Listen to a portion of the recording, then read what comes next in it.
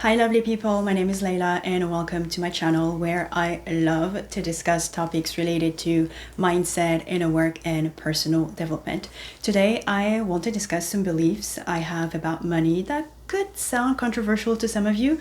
So without further ado, let's dive into the video. How we feel about money has nothing to do with what we have in our bank accounts, because our emotions and beliefs around money are shaped by a complex interplay of psychological, cultural, and personal factors rather than our financial status. When it comes to psychological factors, the main driver is our childhood experiences. They play a huge role and people always tend to forget that. Seeing how our parents handled money can really shape how we feel about money now. The second thing to consider is money stories. I discussed this topic in one of my videos, which I will link in the description box. Money stories are basically those deep-seated beliefs about money that we carry around. And then the last thing to consider are emotional needs that comes into play. We might use money to meet those needs no matter what our bank account looks like. Culturally, societal values and peer pressure also affect how we perceive and value money. It influences our feelings and behaviors. Personal factors such as individual goals or self-worth also shape our relationship with money. For example, a wealthy person might feel anxious about financial insecurity due to a fear rooted in childhood. In contrast, someone with a modest income might feel content due to positive money stories and a supportive upbringing.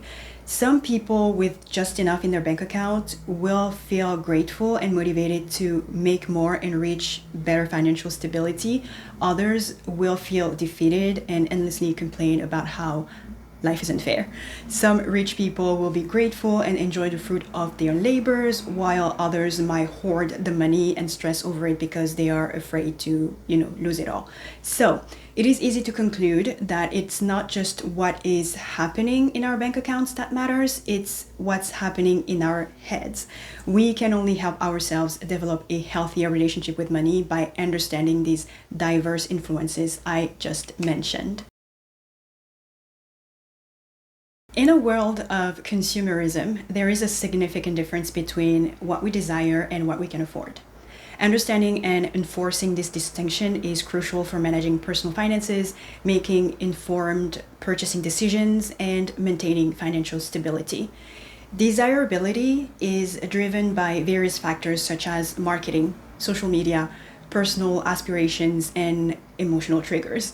Advertisements and social media often paint an idealized picture of products and lifestyles, creating a strong sense of desire. For instance, luxury cars, designer clothing, the latest gadget, and exotic vacations are often portrayed as symbols of success and happiness. This portrayal taps into our emotions, making these items highly desirable. Affordability, on the other hand, is grounded in financial reality. It considers income, expenses, savings, and financial obligation. Affordability requires a practical assessment of your financial situation to determine if a purchase is feasible without compromising your financial health. The gap between desirability and affordability often leads to impulse buying, where individuals make spontaneous purchases based on want rather than need or financial capability. This behavior can result in financial stress, debt accumulation, and regret. Credit cards and easy financing options exacerbate this issue by providing immediate purchasing power, often without fully understanding the long-term financial impact. When I got my first credit card in college, I did not understand what interest really meant. All I remember everyone reinforcing around me was that all I needed to worry about was the monthly payment, usually below $50, and not going over my limit. That's it. And that was enough for me to build the habit of funding my lifestyle with the money I did not have. It felt so easy back then. Then I grew up and faced the reality of how crippling my debt was and how I needed to get rid of it. The biggest lie you can tell yourself in situations like this is, I deserve this. It's usually the password or magic spell that will authorize something foolish or something that will set you back financially. It reminds me of my 20s when I spent more than I earned and lived paycheck to paycheck because of that. So how did I stop the downward spiral? The obvious answer is to evaluate the true cost of a purchase and its impact on overall financial goals. But most people still don't find this compelling. I know I did not care about that back then. Another helpful factor is having a clear financial priorities and goal. Maybe if you have something to look forward to, you will be more careful with your money. That trick worked for me, and I will forever be grateful for my dream of moving to Korea. It saved me from what I would call financial doom and brought me on a path of making more money, saving and investing. However, the most lasting and impactful way is through a change of mindset. Delayed gratification is a powerful strategy for managing the desire-affordability gap. Instead of giving in to immediate wants, save for the desired items and you will notice greater satisfaction when the item is finally acquired. Desirability and affordability are two sides of the same coin in financial management. While it is natural to desire the finer things in life, assessing whether those desires align with one's financial capacity is essential. I don't know about the rest of the world, but in the US, getting a tax refund is common every year. Getting a refund on your tax means that throughout the year, the government took more than it needed from your paycheck. The common wisdom in personal finance is that you should adjust your W-4 or use the IRS tax withholder calculation to ensure that the government takes exactly what it needs and not more. If they take more, you're basically lending the government money to your detriment without collecting interest. And that makes perfect financial sense.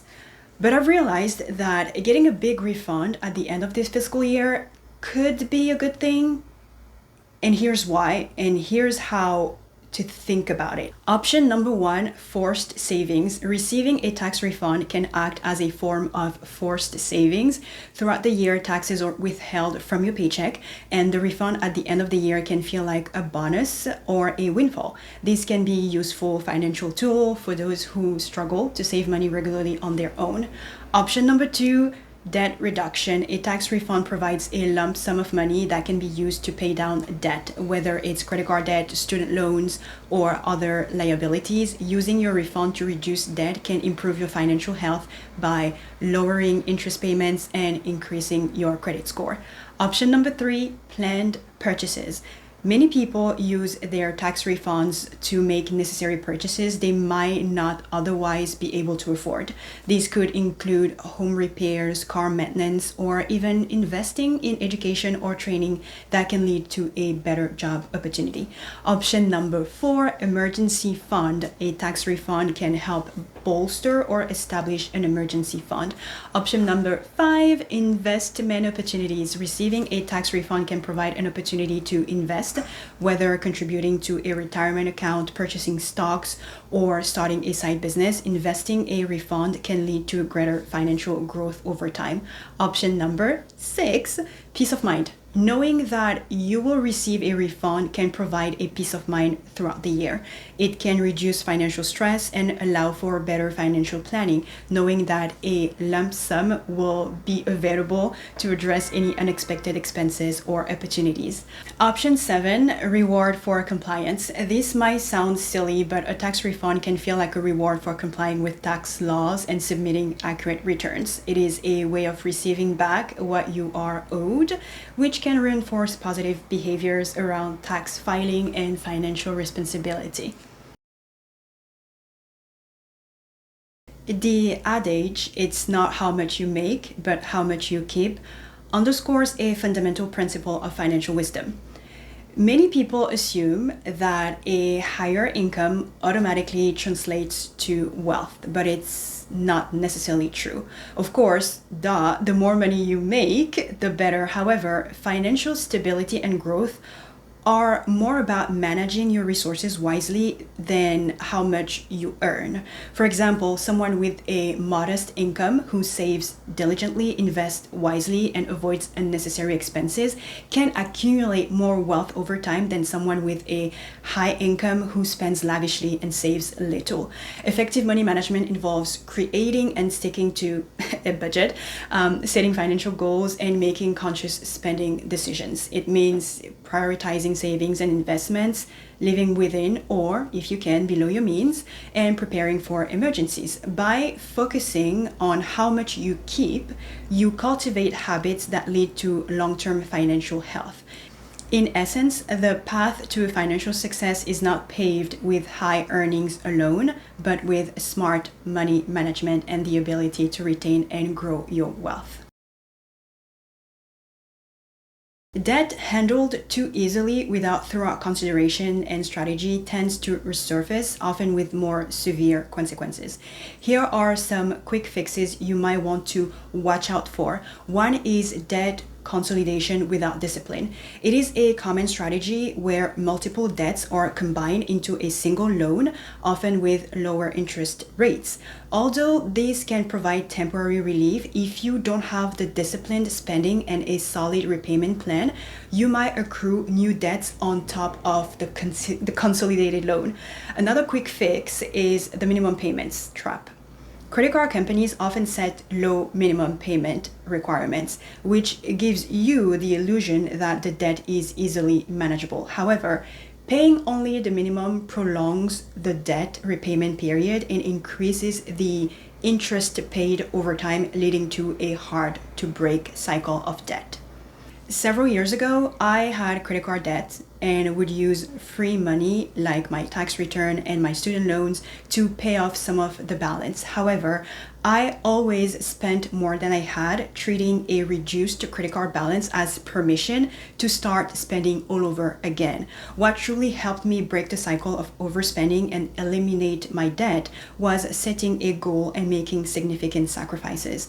By foregoing eating out and shopping and frivolous spending, I was able to direct all of my money towards paying off my debt. Then I understood that making more money would have more impact, so I started side hustling and being a high achiever at work, leading to more responsibilities and money. It wasn't pleasant at first, but this experience made me appreciate my money more. Once the debt was gone, I felt proud and did not fall back into the same habits. Don't go for a quick fix. You are not going to learn your lesson. Trust me. And that is all for today. If you have any money mindset or beliefs, please share them. Also, let me know if you agree with me or not. Thank you so much for watching. Take very good care of yourselves, and you'll see me in the next video. Bye!